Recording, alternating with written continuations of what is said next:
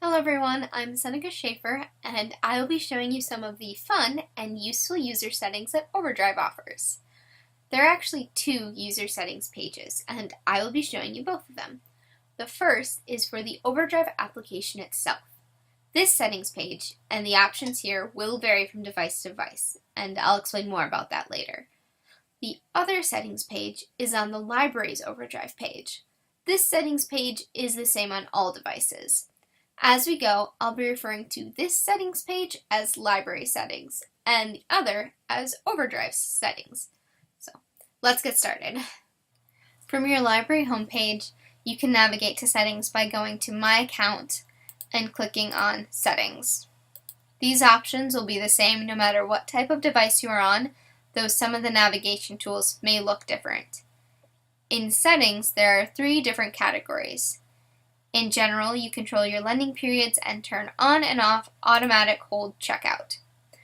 The automatic hold checkout controls how the app deals with items from your holds list that have become available to borrow. By turning it on, you are opting for them to automatically be checked out and added to your loans. However, if your loan limit has been reached, this won't work. Either way, an email will be sent to you saying that you have a hold available. One way to avoid your loans filling up when a hold comes in is by changing the lending period for an item.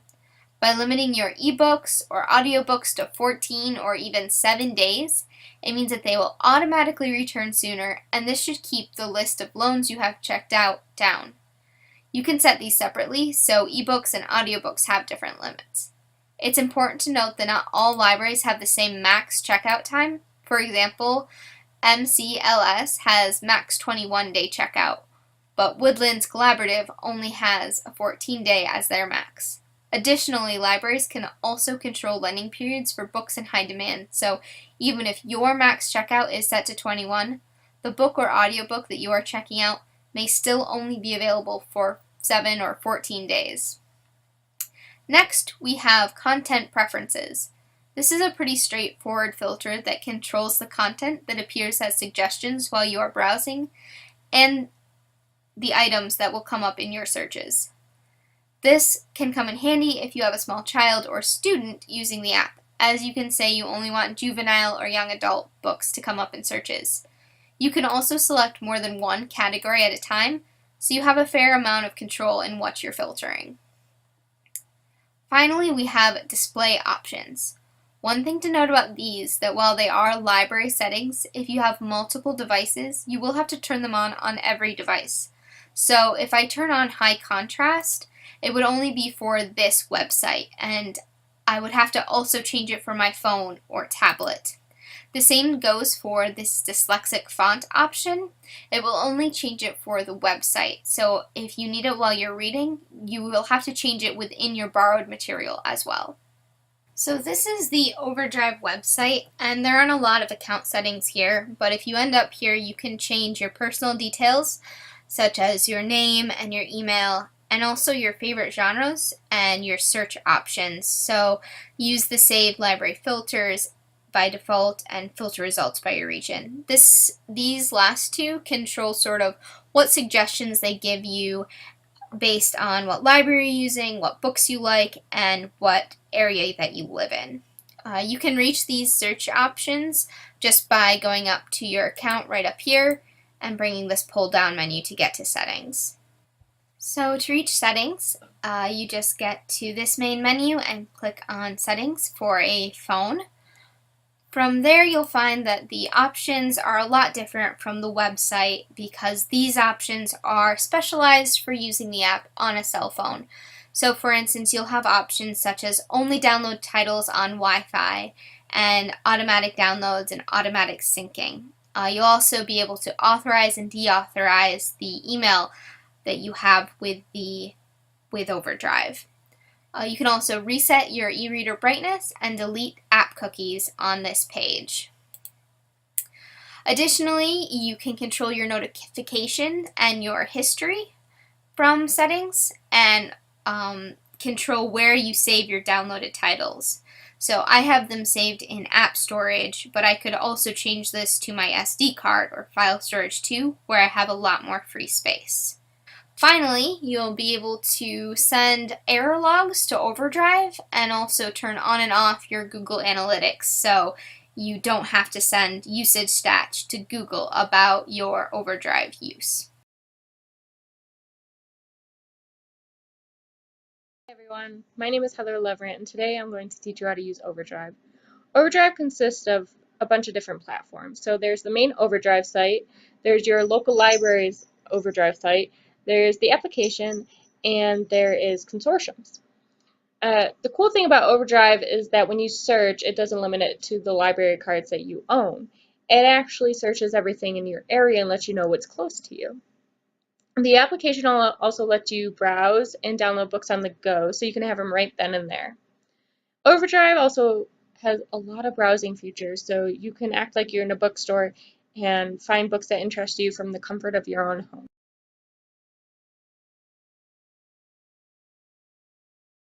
Hi everyone, I'm going to show you how to browse on the OverdriveVideo site today. So this is the main site, and you just want to make sure you're signed in the upper right hand corner.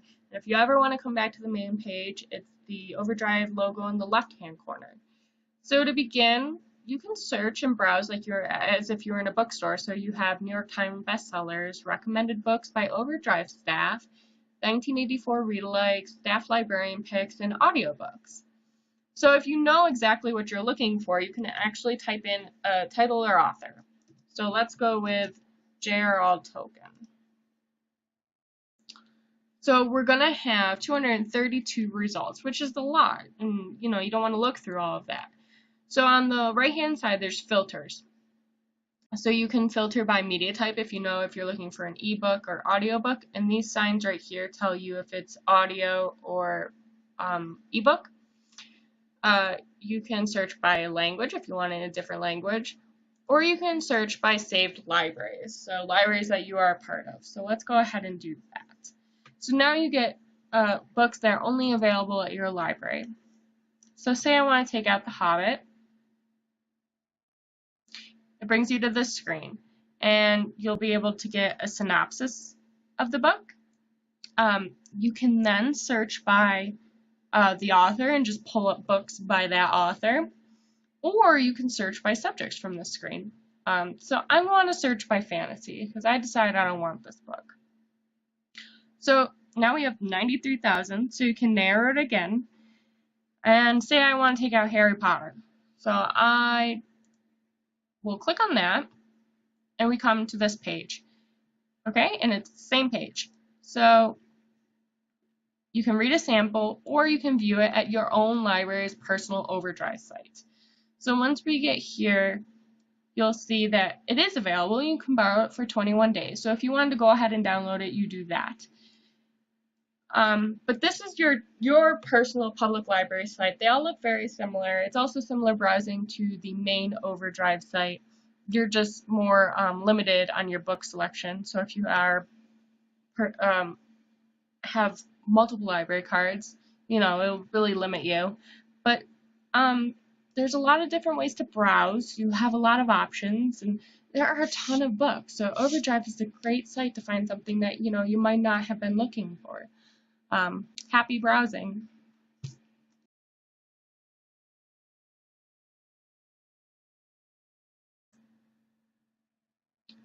You can also browse for books using the app. The downside of the application is that you can only search the libraries that you are a member of. When you open the app, you will be automatically directed to a screen with all of your library cards with an Add Title symbol. An example of this is the first screenshot. Click on the one you are interested in borrowing from. It will bring you to another screen where you can browse by feature titles, subjects, collections, or the search bar. Ebooks will have labels above them to show if they are available or if there is a wait list, and this example can be seen in the last screenshot. Overall, the app is user-friendly and easy to use. Consortiums are a great way to optimize your browsing experience. Consortiums are groups of libraries in a certain state or county that have gotten together to lend ebooks and audiobooks to patrons. For example, in Colorado, there is a group called Across Colorado Digital Consortium, and there are around 20 libraries involved. I have included the links for 3 that are located in Michigan. You can sign in with your OverdriveVideo account. If it happens you don't have a library card for any library in the consortium, then you can sign in, click Add New Card, and choose a library near you. There are instructions on getting a library card, and sometimes there are online forms you can fill out. Browsing is just like that of your local library's Overdrive site. Hi, I'm Linda Schwer. I'll be showing you the different features that are available on Overdrive books, features that you'll want to become familiar with so that you can learn how to read easier when you're online, features you'll want to be able to show your patrons and your students.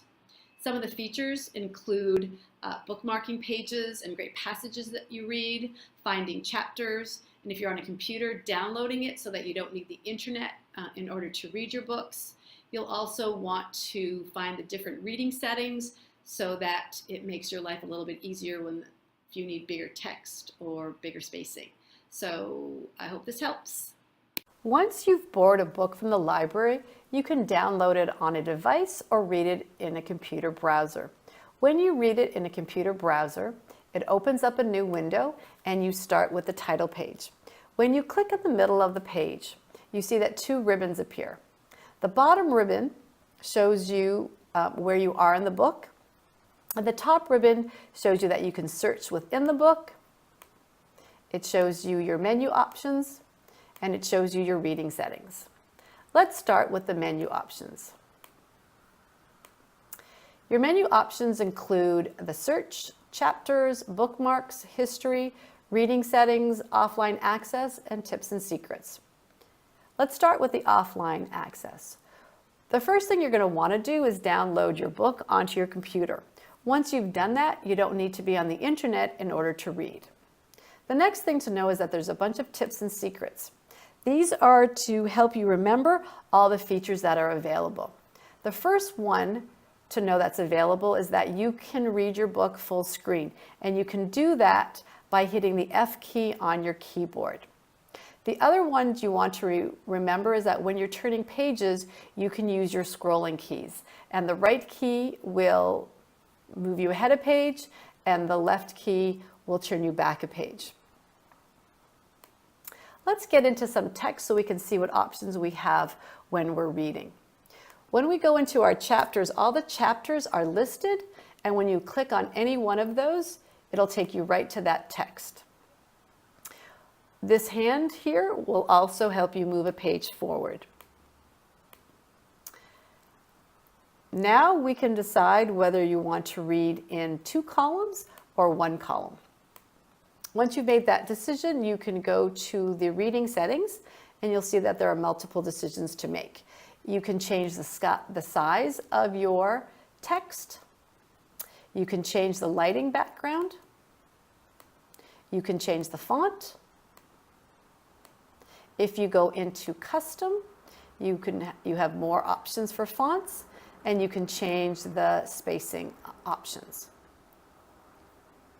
When you're reading a book and you want to save a page because you want to discuss it in book club or you really like the passage, then you can click on this bar at the top and it will bookmark that page. As you keep reading, you can click on multiple bookmarks. And there are 2 ways to access those bookmarks. You can click in the middle of your page and the bottom ribbon will appear, and you can see at the bottom right here that all 3 of those bookmarks are right there. If you click on that, it'll take you right back. If you decide you don't want that bookmark, you can just simply unclick it. The other way to find your bookmarks is to go back to your menu and to go into your bookmarks, and it shows you them there, and then you can click and it takes you right there. Another option to use is your history. You can see what you've read and maybe how long you've read it. If you're a teacher and you want to check your students' reading, this is another good way to do that. The search is only a search within the text, so maybe you want to find out how many times the word dog was used, and you can find all the dog options, and it will list those there, and you can just simply click on and you'll see that it's been highlighted. If you want to go back to where you were, you simply click on this arrow and you go back to where you were reading so you don't lose your spot. I hope this was helpful, and happy reading.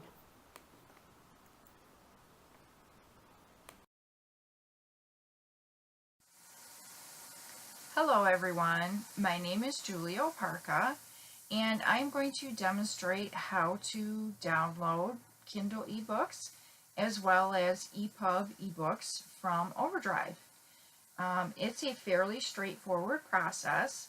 For Kindle books, you want to make sure that you have access to your Amazon account. And for EPUB ebooks, make sure that you have Adobe Digital Editions installed on your computer or device. You'll also want to make sure that you sign in with your OverdriveVideo account. And that way all of your library will be across all of your devices. Let's go ahead and get started. So here I found a book that's available that I would like to read, so I am going to go ahead and borrow it. Now I can go to my loans page, which will show all of the items that I've checked out by clicking on this button, or I can always navigate from the My Account options also. So I'm going to go ahead and do that. So here's the book that I just checked out. Now I want to download it so I can read it on my Kindle. So once I click the little arrow, it gives me two options, Kindle book or an EPUB ebook. So I'm going to choose the Kindle book option. So what happened now is it took me automatically to my Amazon account. I'm already signed into my Amazon account, otherwise it would have prompted me to log in. So here you can see that it says get your digital library loan. I am signed in. It's going to deliver it to my Kindle, but I want to send it to my Fire, so I'm going to change that option there. And then I'm going to select Get Library Book. Okay, so from this page it's telling me that once I start up my Kindle Fire and it's connected to Wi-Fi, the book that I just checked out will be automatically downloaded. You can also transfer by using a USB. It's more complicated than just using the download option, which is a great tool and works great. So, and just to let you know, if you want to return it for any reason, you can navigate to your Kindle Manage, where is it here? Manage your content and devices. So if you go to that page, you can see the title that I just checked out, and it has a little borrowed title next to it, so you know that it's a borrowed library book. And by going to the actions, if I click on that, it will give me the option to return this book should I choose to. And that's how easy it is to download a Kindle book. Here I've found another book that I've already checked out, but this time I'm going to download it as an EPUB ebook. And I also already have Adobe Digital Editions downloaded on my computer. Now this is the software that you'll want to read EPUB ebooks. It's available for free for Windows, Mac, and all of your devices. So you can find that through your App Store. So to check this out, it's already checked out. I'm just going to go to Loans. And again, I'm going to go to Download. But this time I'm going to choose EPUB ebook. Okay, now it's going to download it into my Downloads folder. So I just want to click Save. And as you can see, the title of the book is also here on the left-hand bottom of my screen. So I'm just going to double click on that. Okay, now it has already downloaded the book as an EPUB file, so I can go ahead and begin reading. And that's how simple EPUB ebooks are to download from OverdriveVideo. Hello, my name is Kathy Moeller, and I'm here today to introduce you to using audiobooks from the OverdriveVideo collection. In order to use Overdriveaudiobooks, you do need access to a device that is compatible with the OverdriveV application, and that app is available on most devices today. The OverdriveV application is currently available on Apple products iPhone, iPad, and Mac, as well as Androids, Chromebook, Windows phones, Windows 8 and 10, and Kindle Fire HDs. It is easy to find in your Google Play or Mac App Store simply by using the search function or directly from the OverdriveV website, www.overdrive.com. If you decide that you do not want to download the app or your device is not compatible, you are able to listen directly in your internet browser. I will demonstrate both options for you here today. Checking out an audiobook from OverdriveV is just as easy as checking out an ebook. When you find the item you're looking for, you are able to listen to a sample of it before you decide to download. Once you've decided this is the item you would like to listen to, you simply click the amount of time that you would like to check it out for and hit borrow. You'll go to your loans page, or at this point you're able to download the book itself or listen directly in your browser, which we'll click right there. A new window will open. Once your new window opens in your browser, you are supplied with a few settings options as far as your listening goes. The first setting we'll look at today is the speedometer, and that's this button right up here. If you'd like your reader to either read faster or slower, you can click on the speedometer to cycle through some common reading speeds. If you'd like something more precise, simply click and hold, and you can drag down until you find the speed you'd like. The same idea applies to this moon at the top. This is a sleep function. If you would like your audio to automatically pause after a certain time, click to set a common time. If you'd like something more precise, once again, you simply click, hold, and drag down until you find the correct time. You are also able to create bookmarks for parts of the book that you'd like to return to by clicking on this ribbon at the top of the screen. Here you can make some notes before you save it. You say hit save, and then you'll be able to see those bookmarks by clicking on this menu in the center. Under bookmarks here, you'll find the bookmarks you just created as well as any others. From this menu, you can also see the chapters. You can easily skip around through the book, as well as your reading history. I just downloaded this item, so I don't have one yet, as well as some other tips and tricks for using the OverdriveV. Simply click back on the cover image to return, and you're ready to listen. To demonstrate the app for audiobooks, I will be using an iPad. The setup may vary slightly across devices, but the usability does remain the same. Checking out an audiobook in your app is very similar to checking out an ebook. So once you get it in your loans page, you simply hit download MP3 audio, and you'll get a message the title has been added to your account. So you go to your menu and find your bookshelf. You'll see the item is there. So you click on the one that you'd like to listen to, and at the bottom you'll see you have all your normal commands for any audio: play, pause, skip ahead, skip behind. You'll also see some familiar setup, such as the moon, which is the sleep function. If you'd like your audio to automatically pause, you simply click on the moon and choose the amount of time before you'd like your audio to turn off. You'll see that countdown timer, and to turn it off you simply click on the moon again and push off. We also have the speedometer to change the reading speed, so you can go as slow as half speed or 0.5 and as fast as double 2 times. We'll keep it at normal, and you'll see just above the play button what your speed currently is. We still are able to add bookmarks to our items, so we can easily skip around to items we'd like to return to. And the bookmark on here is at the top right. You'll immediately add your bookmarks, which can then be seen by clicking on the menu next to the bookmark, which will open up this side panel where you'll see all the bookmarks you've created so that you can go back to items that you would like to return to. You can also see an overview of the item, so you can read the description, as well as a table of contents, so you can easily skip backward and forward.